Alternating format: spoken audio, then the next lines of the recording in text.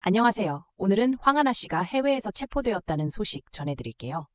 남양유업 창업주의 외손녀인 황하나 씨가 2019년 마약 혐의로 징역형을 선고받았고 최근에는 필로폰 투약 혐의로 수사 대상이 됐습니다. 경찰은 그녀의 구속영장을 신청할 예정이라고 합니다. 황하나 씨의 과거를 살펴보면 그녀는 2015년부터 2019년까지 마약과 관련된 여러 차례의 사건에 연루되었습니다. 특히 2019년에는 필로폰 투약으로 징역 1년의 집행유예를 선고받았고 이듬해에는 또다시 마약 투약으로 징역형을 받았다는 점에서 그녀의 범죄 이력이 점점 심각해지고 있습니다. 최근 황 씨는 2023년 7월 서울 강남에서 필로폰을 다른 이들에게 주사기를 이용해 투약한 혐의로 다시금 수사선상에 올랐습니다. 그녀는 태국으로 도피한 후 다시 캄보디아로 미입국한 정황이 드러났습니다. 현지에서 어떻게 마약을 취득했는지도 조사되고 있습니다. 황하나 씨의 도피는 단순한 개인 범죄를 넘어 사회적으로도 큰 영향을 미치고 있습니다. 유명 기업가의 외손녀라는 점에서 그녀의 사건은 공공의 관심을 끌고 있으며 마약 범죄에 대한 경각심을 일깨우는 계기가 되고 있습니다. 이로 인해 경찰 및 법원의 대응도 더욱 신중해질 것입니다. 현재 경찰은 황 씨가 어떻게 필로폰을 유통하고 취득했는지를 비롯해 해외 체류 기간 중 저지른 위법 행위에 대해서도 철저히 조사할 계획입니다. 그녀의 변호사는 자진 출석 의사를 밝혔기 때문에 경찰의 수사는 더욱더 구체적인 방향으로 나아갈 것으로 보입니다. 이 사건을 통해 우리는 마약 범죄가 개인의 삶뿐 아니라 가족, 기업, 그리고 사회 전반에 미치는 영향을 깊이 생각해 봐야 합니다. 이 문제는 결코 개인의 문제가 아니며 사회 전체가 함께 나서야 해결할 수 있는 문제입니다. 오늘 전해드린 황하나 씨의 이야기는 단순한 뉴스거리를 넘어서 우리 사회가 어떤 방향으로 나아가야 할지를 고민하게 만드는 중요한 사건입니다. 우리는 이러한 범죄가 퍼지지 않도록 다 함께 노력해야 합니다. 여러분에게 당부하고 싶은 것은 마약 범죄에 대한 경각심을 갖고 주변의 문제에 눈을 감지 말라는 것입니다. 우리는 함께 이 문제를 극복해 나갈 수 있습니다.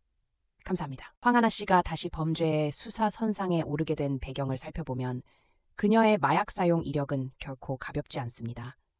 과거에 이미 처벌을 받은 이력이 있음에도 불구하고 또 다른 범죄를 저지르게 된 것은 매우 심각한 문제입니다. 경찰은 황하나 씨가 해외에서 어떻게 마약을 사용해 왔는지를 밝혀내기 위해 심층적인 조사를 진행하고 있습니다.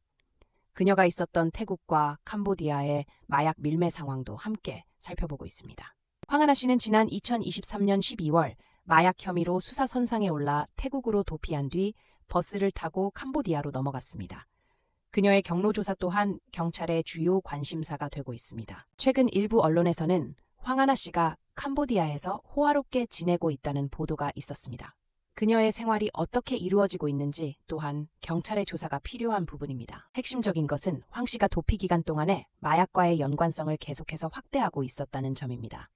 이후 경찰은 인터폴에 요청을 하여 그녀의 소재를 파악하기 시작했습니다. 현지에서 체포된 황하나 씨는 경찰과의 대화에서 자신의 도피 경위를 설명했습니다. 이 과정에서 위법 행위가 있었는지 여부도 명확히 밝혀져야 할 것입니다. 경찰은 황하나 씨가 태국에서 남겨둔 재산과 그 외적인 연관성도 살펴보며 범죄의 배경을 분석하고 있습니다. 이는 앞으로의 수사에 큰 영향을 미칠 것으로 보입니다. 수사진이 황하나 씨의 대화 및 접촉 여부를 조사하는 가운데 그녀와의 연관이 있을 수 있는 인물들 또한 명단에 오르고 있습니다.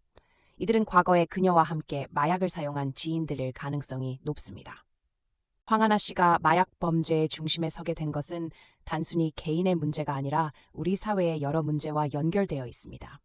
그런 만큼 이 사건은 더욱 심각하게 받아들여져야 합니다. 그녀의 소셜미디어 활동 또한 이 사건에서 빼놓을 수 없는 부분입니다. 여러 매체에서 그녀의 인기를 끌었던 이유는 단순히 유명한 가족 배경 때문만이 아닙니다. 범죄는 개인의 삶을 송두리째 바꿔놓을 수 있는 무서운 것입니다. 황하나 씨가 재차 범죄의 소용돌이에 휘말리게 된 점은 우리 모두에게 경각심을 줍니다. 그녀의 변호사는 황하나 씨가 자진 출석하기로 했다며 앞으로의 법적 절차가 어떻게 진행될지는 좀 더 지켜봐야 합니다. 그러나 그녀의 신병 인수 과정이 원활하게 이루어진 만큼 수사는 빠르게 진행될 것입니다. 황하나 씨의 사건은 단순히 개인의 일탈을 넘어 사회적으로도 큰 파장을 일으킬 것입니다. 마약 범죄가 사회적인 문제로 대두되고 있는 만큼 이에 대한 법의 대응도 더욱 강화될 필요가 있습니다. 경찰 수사 결과에 따라 황 씨의 사회적 지위와 관계없이 법의 심판을 받게 될 것입니다. 이는 법의 공정성이 어떻게 작용하는지를 보여주는 한 예가 될 것입니다. 당신이 만약 이런 범죄에 연루되거나 주변에서 마약 통행이 이루어지고 있다면 꼭 신고해야 합니다. 우리는 함께 이 문제를 해결해 나가야 합니다. 황하나 씨 사건은 그 자체로도 충격적이지만 우리 사회의 여러 문제를 드러내는 계기가 되기도 합니다. 우리는 이를 통해 무엇을 배울 수 있을까요?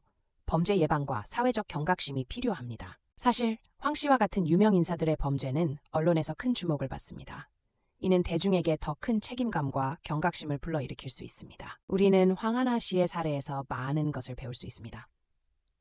범죄는 결코 개인의 문제가 아니며 그 영향은 사회 전반에 퍼져나갈 수 있습니다. 감정적으로도 힘든 이 상황에서 황하나 씨와 그녀의 가족은 큰 고통을 겪고 있습니다. 그러나 그녀의 범죄가 용서받을 수 없는 일이라는 사실은 변하지 않습니다. 황하나 씨의 범죄가 불러온 사회적 논란은 앞으로도 많은 이야기를 생산할 것입니다.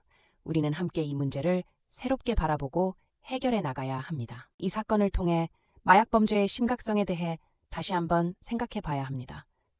사회 전반의 경각심을 고취시키기 위해 우리 모두가 나서야 할 때입니다. 마지막으로 황하나 씨의 사건을 통해 마약 범죄에 대한 경각심을 높이고 이러한 문제를 해결하기 위한 노력을 게을리하지 말아야 합니다. 감사합니다. 황하나 씨가 출국 당시 금지 조치가 없었던 점은 많은 이들에게 충격을 주었습니다. 이는 법 집행의 빈틈을 나타내는 사례로 보아야 합니다. 해외에서 범죄를 저지르는 일은 결코 새로운 이야기가 아닙니다.